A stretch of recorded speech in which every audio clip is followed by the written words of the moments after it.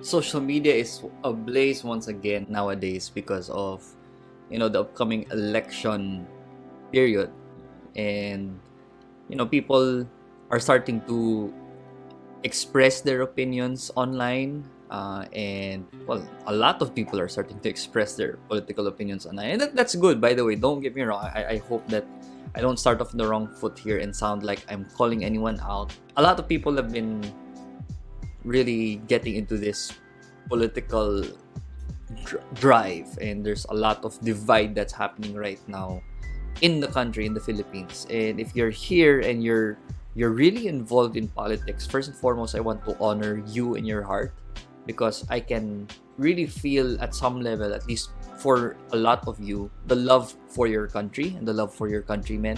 So thank you so much for taking a stand for the Philippines. But on the other side, there's also this equation, and really, I'm seeing a lot of friends, a lot of Christian believers, people who are part of our church, part of the movement that we're part of, and it got me thinking about the question: should we, as Christians, get involved in politics? The reason why I bring that up is because it's very important for us to understand why politics matters in the eyes of God, and why politics and government and public service should matter to us as believers, and why it is important for us to stand for our nation. Now, a few things that I want to clarify here before I jump straight into this. I really want to define what politics really is. Politics basically is, addressing certain societal issues, and it really has more to do with people than processes. It's more the person, it's more the politician than the belief, really. And so in that aspect, that's really what I want to focus on today. Should Christians stand for certain politicians? Should they support certain politicians? Should they be vocal about that? One of the last episodes that I did was an episode on cancel culture, and this vlog really is very much tied up with that, because I believe that a lot of the canceling that's happening right now has to do with political issues. And it's sad to look at how we as Filipinos are, united by race but divided by political opinion. And I'm not saying naman that we should all have the same opinion. No, I mean, we all have different opinions around us. But the question is, do we allow those differences to divide our nation and to break relationships? The other time that I saw online, should you start unfriending people who have different political opinions as you do? And there were some people that were saying that of course you should, because it's a difference of values. How can you befriend someone who believes in certain moral issues that are different from you? Well, I would answer that question by asking this question: why did Jesus hang out with sinners? Why did he frequent why did he choose believers that had morally wrong decisions as well? What I want to leave you with this conversation is not so much answer the question directly, should Christians get involved in politics? Honestly, it really depends, kasi it depends on how you handle it. It depends on what your motive is. Why are you really getting involved? Is it because you really want to see the country improve, or are you really just trying to prove yourself right? Should Christians get involved in politics? If you do, if you are a Christian here, if you're a believer and you really want to get involved, and if you feel like God is calling you into that involvement, then I just want to leave you with some practices, hopefully. Especially when you start to get into political debates with people both online and offline. The first is to practice civil discourse. When we say civil discourse, what that basically means is we're trying to be civil. Try to be civil when you're in debates. Don't attack the person. Don't get too emotional. I've been reading this book, Crucial Conversations, which is really helpful, because I realized that it's not just in politics that people have such heated discussions. We can have heated discussions about so many things. And when we have discussions that are emotionally charged, where the stakes are high and where beliefs are very strong, things can escalate really fast. And when they escalate, it can get very messy. And so what I do want to challenge you at the end of the day is, if you do get involved in political discussions or any heated discussion for that matter, to practice civil discourse? How can I still make sure that, especially if you're talking to friends, that we will still remain friends at the end of the day, that I will win the person even if I don't win the argument? I remember one time I was having a conversation with a friend on a very heated issue. She was a friend of mine for since college, and then I posted something that was very, it was a relevant issue. I won't go into details. It wasn't politics related, but when I posted it online, she openly on the comment section really disagreed with me, and through her opinions. I knew right then and there that that discussion was going to get very heated. So the last thing that I wanted to do was to see something like that so public, a discussion like that go public. And so what I did is I brought it into the DM section. I sent her a direct message and said, can we continue the conversation here? And so obviously we were very opposite in terms of beliefs and ideas on that certain matter.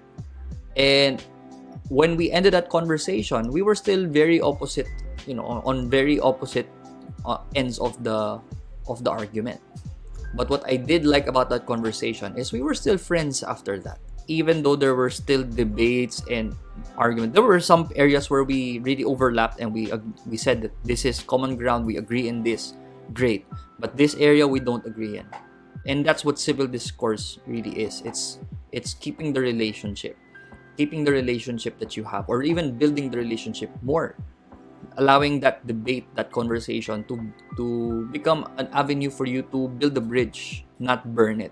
So that's the first thing. Secondly, so first is to practice civil discourse. Secondly is to avoid trolls. And I don't know if I can really explain or expound on this some more on why that's important. When someone really is just there to troll you, to really just argue for the sake of argument, then there's no point in getting into that conversation, because it's a conversation that no one is going to win. Some of the strategies and tactics that they do to do that is they really want you to engage sometimes even negatively, because truth of the matter is, in our human tendency, we tend to engage with things that don't really build us up sometimes.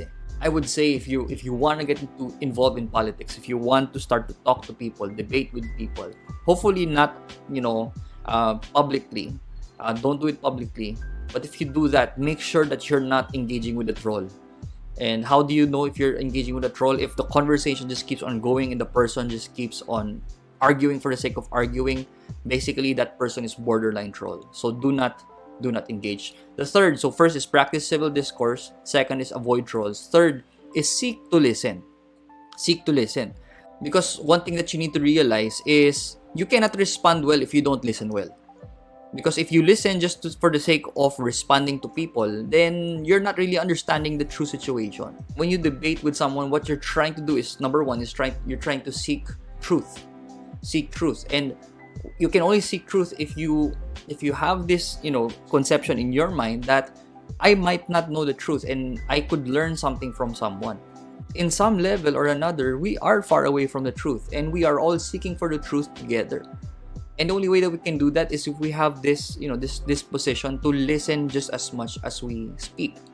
So when you engage with someone, seek to listen. For all you're arguing over apples when you're really trying to look for oranges, if that makes sense. When it comes to politics, you need to be objective, and you can't be objective if you don't want to listen. We could be attacking the person for a completely different reason. It won't lead anywhere. What if, diba? I mean, always have that grain of salt in your mind. Now, what if I was the one who is misinformed? It's always important to have that notion in your mind na I could be wrong, and I want to listen to this person. So that's the third thing. Practice civil discourse, avoid trolls, seek to listen, and lastly, tackle the issue, not the people or the person. Yung tendency kasi is when we get to heated arguments, we see this all the time in comment sections. People attacking people. Kasi bobo ka. Kasi hindi mo naintindihan. Sana nag-aral ka. Honestly, when I read that, it's like, oh my gosh. What's wrong with the world? It just breaks my heart sometimes when you see people like this. Because you understand right then and there that they're not there for the country. They're not even there for the politician. They're just there to make a mess of things. And if you're that kind of person that you start to attack people, by all means, I love you with the love of the Lord, and I don't know what kind of issues you're facing or what kind of help you need. There's nothing that good that comes out of from attacking people. If you start to call people names and you start to label people, ayan kasi dilawan, kasi DDS, that doesn't help at all. I'm sorry if I get a bit, if I might sound a bit harsh here, but it doesn't help when you label people, you stereotype. You have to realize that behind that DDS is a loving father. Sometimes. Not all the time, but maybe. You just don't know. Behind that dilawan is a teacher or a professional who is very passionate about their job. You have to realize that you're talking to people. You're not talking to floating heads. And these people have feelings, these people have lives. And when you throw curses at these people, gosh, I don't even want to get into that. The level of spiritual attack that happens there. So as Christians, because I'm speaking really directly to Christians, you have to realize that really power lies in your tongue and what you speak towards people. The curses, the blessings that you speak towards people, it really messes with their life. And we have to be careful about that. Make sure that we're tackling the issue, not the person. And we're attacking the issue. We're trying to really say, what's the best solution that we can get out of this? What's the best? And sometimes you may come out of that without a clear path. But if you come out of that and all you did was attack another person, then I think you really missed the point, my friend. Politics gets messy when it becomes about people hating on people and people going against people. There will be competition at the end of the day. Yes, it's a competition because there's voting. It's a democracy. The person with the most votes will win. But if we come out of the voting season only being divided, then I think we have failed as a nation, and I think we've failed as a people. And so, the only thing that I ask at the end of the day, I hope that one thing that you get out of this is that you realize that politics is not meant to divide. And if it is, then I ask you, by all means, don't get involved na lang. Kasi what is the point of being so right and being so good in your argument when you've lost a countryman, when you've lost a friend, when you've lost a family member? So tackle societal issues. Don't attack people. And if you're here and you're saying, well, I want to get involved, well, there are other ways as well to get involved. Sometimes you have to realize that debating online is the least helpful thing that you can do at this point. What can you do that's more helpful? There are 3 things that you can do. Number 1 is you can pray for the nation. When was the last time that you actually prayed for the Philippines? Even on your own. Kasi part ako ng prayer meeting, so we prayed for this. We did this in church. We prayed. That's good, and I love that you're doing it. It was the last time that you really came to the Lord on your own and said, Lord, I pray for the Philippines. I pray for the Filipinos. I pray for peaceful elections. Pray for the nation as much as you can. Secondly is to act. And when I talk about act, it's really to do something to help someone in need. Sometimes we think that the small acts of goodness that we make really don't mean anything. But if more people just focused on doing small acts of kindness, I think that would create a bigger ripple effect than the comments and the responses that we put on social media. Generosity, social responsibility, helping the poor. Those things really matter at the end of the day. Using your time, your resources, your energy, your brain power to be able to build value in other people, especially your countrymen. And then last is to love others. The greatest commandment is to love the Lord your God with all of your heart, soul, mind, and strength, but also to love your neighbor as yourself. When you're talking to someone online about politics, do you love that person? And that person's my enemy because they're on the other side. But okay, so let's go along that argument. But the Bible also tells us, love your enemy. What's the content of your heart? I think what's the intention? Are you for that person as well?